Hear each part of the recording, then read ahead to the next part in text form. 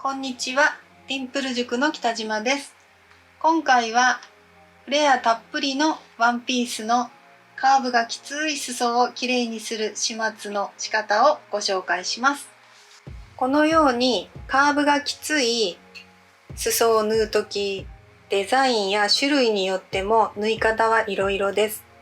今回はツイードなどの厚地のやり方と薄地の場合のやり方をご紹介します。フレアスカートを縫う時の特徴はこちらのように仕上がりの部分の距離と出来上がりの部分のまつる部分の距離が長さが違ってて、このように余りが出ます。この部分をどうするかということです。なのでロックミシンの端を一番短い糸を引っ張ります。私は分かりやすいように白糸にしてます。これを引っ張ります。そうすると縮まります。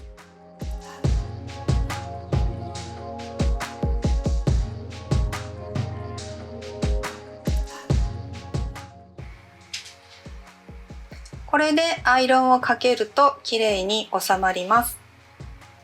ここで裾線より直角に待ち針を打ちましょう。そしてしつけ糸で押さえます。しつけをかけます。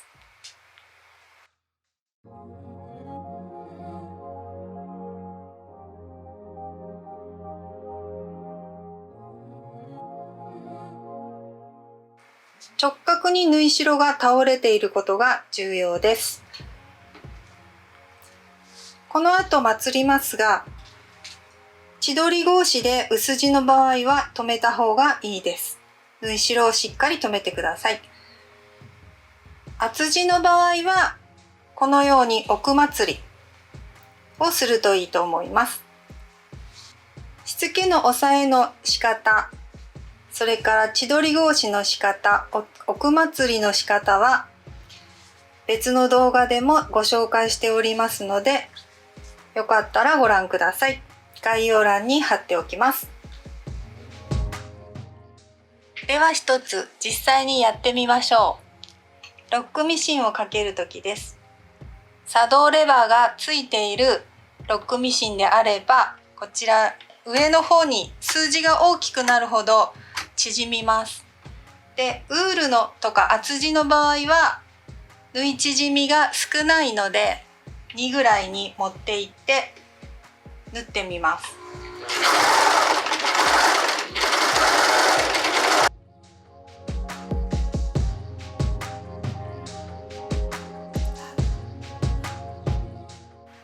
このように作動レバーをかけると縮ませながらロックミシンができます。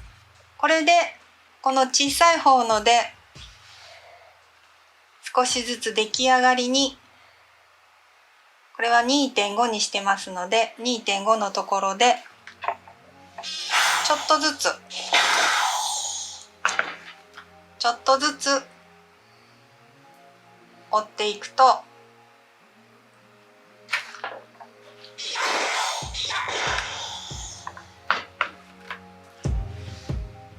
きれいに折ることができます。アイロン定規がない場合は 2.5 の縫い代だと5センチのところに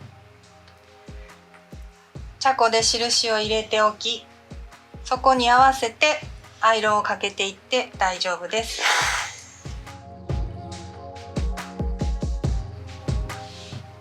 ここでアイロンをかけるとき伸びないように上から押さえるようにしていってください。このようにできましたら、待ち針を直角に打ち置き地付けをして奥まつりでまつっていきます。薄地の場合は千鳥格子のように、縫い代をロックミシンのところを押さえていった方がいいと思います。他にも三つ巻きにする方法もあります。ミシンで始末する方法ですね。後ほどまた別の動画でご紹介しますので、その時はまたご覧ください。